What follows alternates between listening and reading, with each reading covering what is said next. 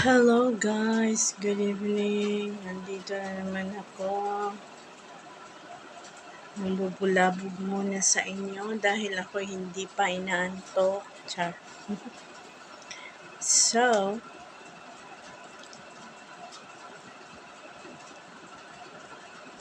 So guys, meron akong 3 lesson na natutunan sa past relationships ko.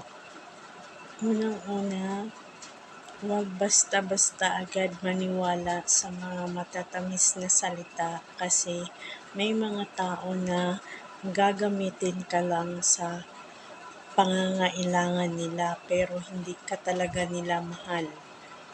Okay, dapat aware tayo doon. Pangalawa,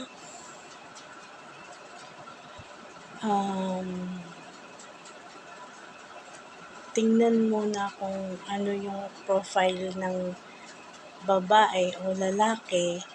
Baka mamaya magkamali ka at sa bandang huli, pagsisihan mo yon dahil hindi mo pala alam na yung lalaking yon or babaeng yun ginagawa ka lang pala panakit butas.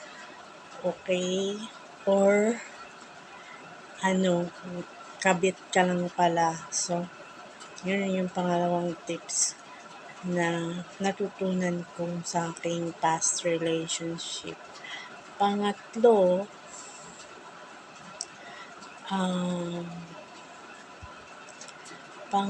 dapat i-improve natin yung sarili natin para sa ating future. Huwag umasa sa lalaki o babae kasi hindi natin alam na kahit anong oras ay pwede tayong iiwan. Kaya dapat nating ihanda yung sarili natin para kung darating man yung time na yun na iiwan ka niya, at least alam mo kung anong gawin at may sarili kang income or may sarili kang plano sa buhay mo. Okay, so yun lang guys ang natutunan ko sa past relationship na shinare ko lang sa inyo. Baka sakaling nakaka-relate kayo sa akin. So, sana makakatulong ko sa inyo. At yun, good night and God bless everyone. Bye! Thanks for watching.